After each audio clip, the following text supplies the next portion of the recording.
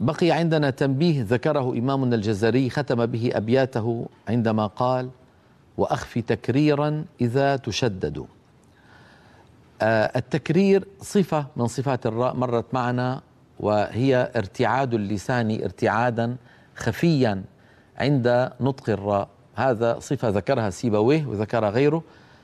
الراء جربوا هكذا، تجد بأن اللسان فيه ارتجاف بسيط، ولكنه لا يصل إلى حد أن ينغلق المخرج فيؤدي هذا إلى ارتعاد شديد للسان يؤدي إلى أكثر من راء. يبدو هذا الأمر جليا عندما تكون الراء مشددة، كقوله تعالى مثلا عندما يكرر الإنسان الرحمن الرحيم. هل سمعتم التكرير؟ الرحمن الرحيم. طبعا أنا أقول هذا وهو خطأ، الصواب أن لا يظهر هذا التكرار.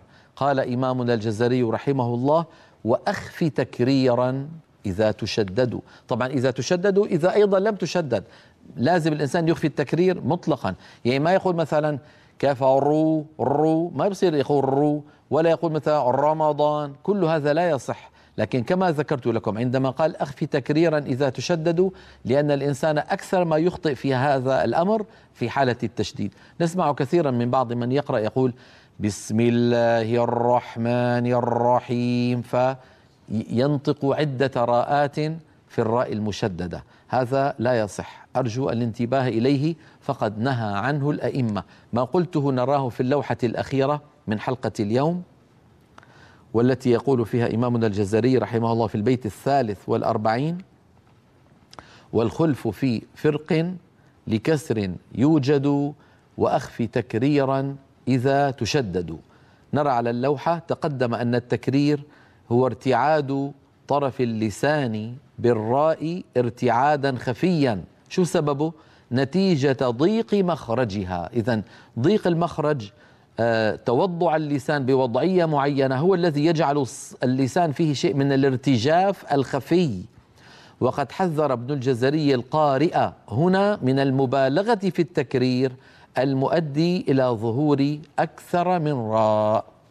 بهذا نكون قد انتهينا من أحكام الراء، ونقف على هذا الباب الذي ترونه أمامكم، باب اللامات وأحكام متفرقة، نشرع فيه بحول الله تعالى في الحلقة القادمة بإذن الله تبارك وتعالى. قبل أن ننتقل إلى التلاوة المنهجية، أنبه على أمر يتعلق بالراء. يشيع بين كثير من الدارسين بل ومن القراء التأكيد على كلمات بعينها، يقولون قف عليها بالترقيق، مع أن الراء لو طبقنا القواعد عليها لابد أن تكون مفخمة، كقوله تعالى في سورة القمر: فكيف كان عذابي ونذر.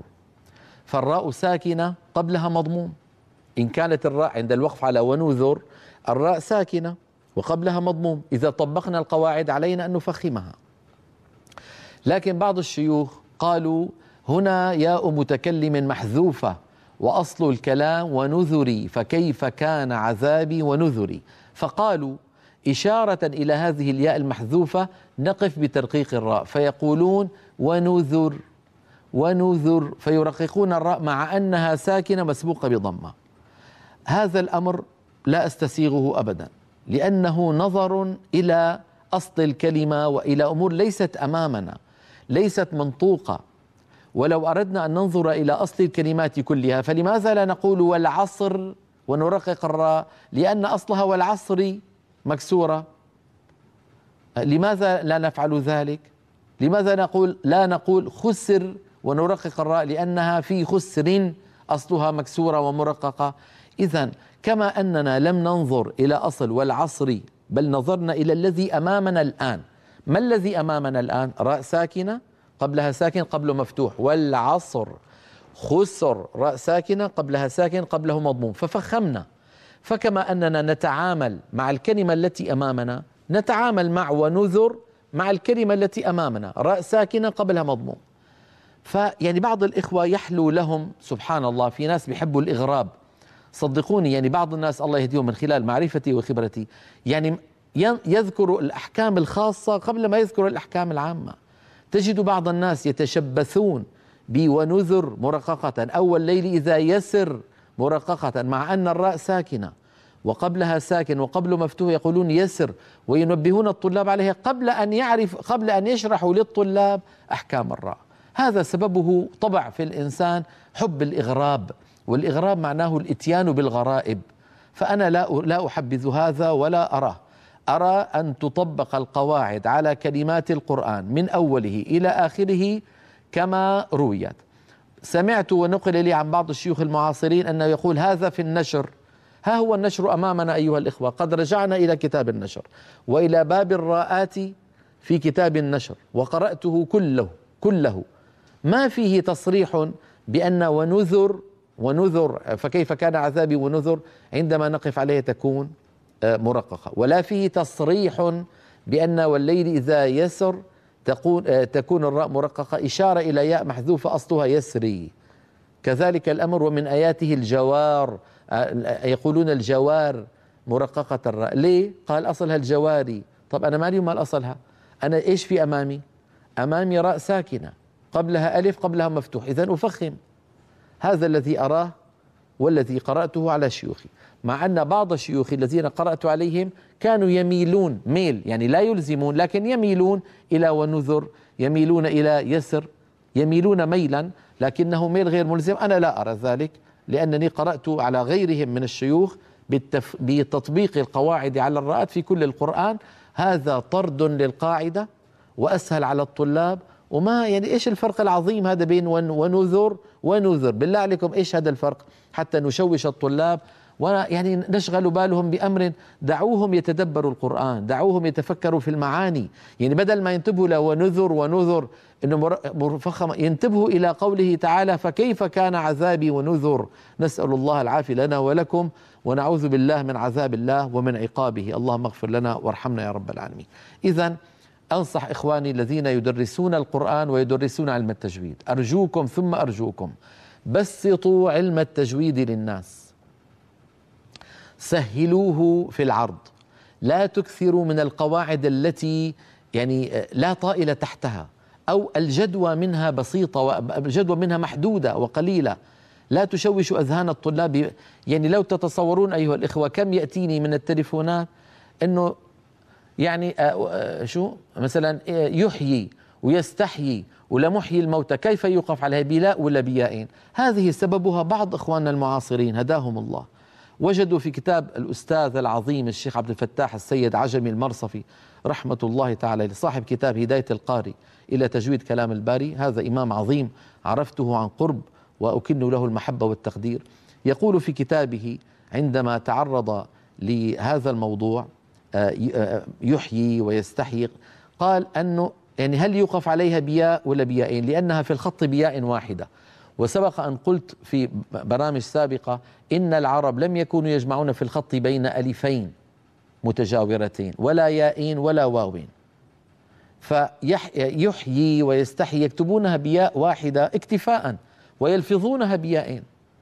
فهل لما نقف بياء أم بيائين؟ المرصفي رحمه الله ورضي الله عنه قال لم أجد من نص عليها إلا أنني أرى أنه يوقف عليها بياء واحدة اتباعا للرسم، هكذا قال لم أجد من نص عليها. والذي أراه يعني اجتهاد منه رحمه الله لعدم وجود النص. متى يجتهد الإنسان؟ عند فقد النص. يقول أرى أن يوقف عليها بياء، وعلل ذلك فقال اتباعا للرسم. لكننا من بعد وفاته رحمه الله وجدنا نصا وقرأنا على شيوخنا أيضا بذلك بيائين، نقف عليه بيائين، والنص هو نص إمام الكل محمد بن الجزري رحمه الله في كتابه النشر في القراءة العشر في باب الوقف على مرسوم الخط. آخر الباب هناك تنبيهات. التنبيه الخامس: نص ابن الجزري على أنه لا تفهم من قولنا إن القراء يقفون على رسم المصحف أن هذا الكلام على إطلاقه. هناك حالات كل القراء يخالفون رسم المصحف، وأتى بأمثلة من جملتها مثلا الوقف على نحو قوله تعالى ماء، فلا يقفون مع أنه مكتوبة ألف واحدة لكنهم يقفون بألفين، همزة ألف قبل الهمزة وألف بعد الهمزة. الألف التي بعد الهمزة هي ألف العوض، هكذا ماء إن أنشأناهن إن شاء. فهذه الألف الثانية التي أجمع القراء عليها غير موجودة في الخط، وكل القراء العشرة يقفون عليها هكذا بألفين. إذن يعني بعض إخواننا الله يهديهم ينشرون هذه الغرائب بين صدقوني مبتدئين. صدقوني بعض الإخوة ما درس أحكام التجويد كلها وإذا به يرفع السماعة يحيي ويستحيي ولا محيي يوقف على بياء ولا بيائين. لك يا أخي لن يسألك الله عنها، لا تقف عليها أصلا، لأن الوقف عليها له تام وله كافي وله حسن، وقف قبيح.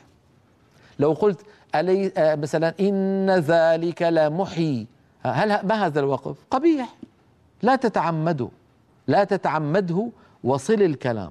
لو تعمقت قف عليها بيائين كما نص على ذلك إمام الكل شيخ القراء محمد بن الجزري كما ذكرت في النشر في باب الوقف على مرسوم الخط التنبيه الخامس في ذلك الكتاب. الشاهد نصيحتي لإخواني أهل القرآن: إياكم والإغراب، لا تغربوا في تعليم التجويد، وبسطوا المسائل واجمعوا شملها، جمع الله شملنا وإياكم عليه سبحانه وتعالى.